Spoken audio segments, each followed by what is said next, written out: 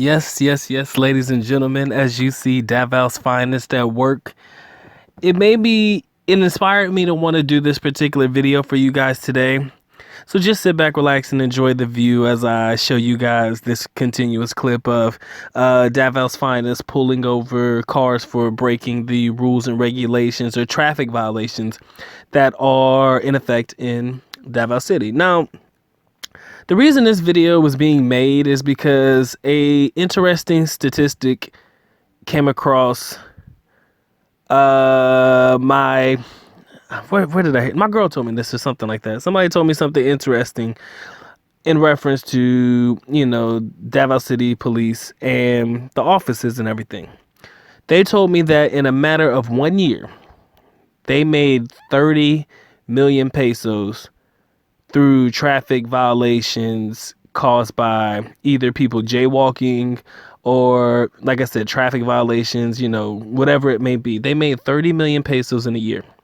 Now, I'm going to be honest, I'm not here to say that they are corrupt. That is not what this video is about. Quite honestly, this is going directly through the LTO or the offices through Davao City police stations and whatnot like that. So this is not a video saying that they're corrupt because they made 30 million. It's just, damn, they made 30 million. Now, it was interesting to me because I almost got in trouble for jaywalking. I almost got caught. And I did see a person get caught jaywalking before. They issued them a citation. And so if you get caught jaywalking in Davao City, this is an FYI. What happens is you got to attend the class. You got to pay 100 pesos. You got to attend the class and you're good.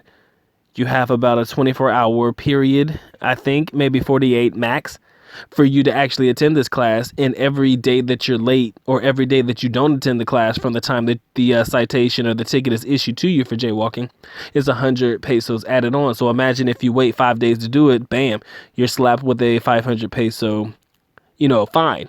And as opposed to the 100 peso fine that you would have to do for doing that. So Davao City is really trying to keep their people safe. I mean, they create these overpasses for people to walk over. You got to walk on the pedestrian crosswalks and things like that. So they're making sure that they are implementing their plans.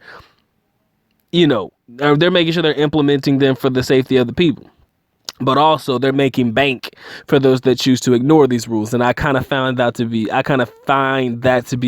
of the utmost interest in my personal opinion, because you never see them pushing this particular narrative in Cebu. You never really see them pushing this particular narrative in Manila. Yes, I've seen people get pulled over in Manila, but not as often as I've seen in Davao City. Told you before, I've gotten total about 2 tickets, and those tickets were for speeding. I may have been going only maybe 5-10 kilometers over the speed limit, but there is no give. You understand? And FYI, for those that are really in the know, and I'm just going to tell you this because I believe that it's something that you need to know. The end of the month is probably the worst time for you, or at the end of the month, you should be the most careful, because that's when everybody needs to make their quota. If they don't make their quota for the month, at the end of the month, that's when you start to see them pulling over everybody for any fucking thing. All right. I'm telling you this. They will line the streets and pull people over. I remember one time I was coming over a bridge. I didn't see them. I was going too fast. And that's how I ended up getting my second ticket. I was 10 kilometers over the speed limit. They pulled me over. They issued me my ticket. Damn. You just can't avoid it. And I mean, there's like a group of them. It's not like one person. It's literally a group of them lined up with their little speed guns, because they have that in Davao now. Like I said, they got 911 and they got speed guns, so they are really up to date. They don't bullshit either. They'll show you the speed gun, show you were going too fast. You got to pay it. Go to the LTO office, sit in that long ass line all day long and pay it, deal with it, whatever you have to do. But Davao City's finest is at work. I mean, what can I say? I'm impressed. They are really, really big on issuing or making sure people follow the rules and regulations, pedestrian wise and also traffic wise. I just found that this is something that you guys need to know. For all of my people who are interested in coming to Davao City, this is something you need to contend with. This is something you do not play with. Foreigner or not, they gonna get your ass too. Again, everybody knows that Davao is a smoke-free area, and there are smoke designated areas that you need to smoke in.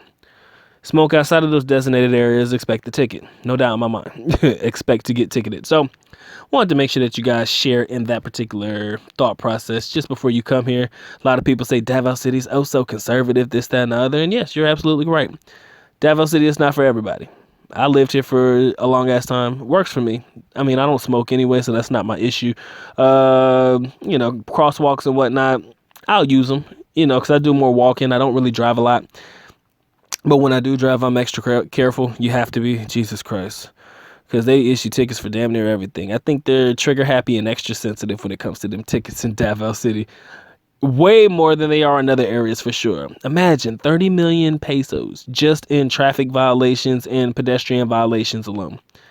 That's a lot of money made for the city of Davao. Don't know how they're going to utilize it. Don't get me wrong. I don't know how they're going to utilize it, but that money is definitely there. All right, ladies and gentlemen, has been fun. It has been real. Good Doc is officially out. At least nako. Paalam, which means I'm going now. Bye-bye. As always, love you guys. Mahal kita. Mabuhay. Peace.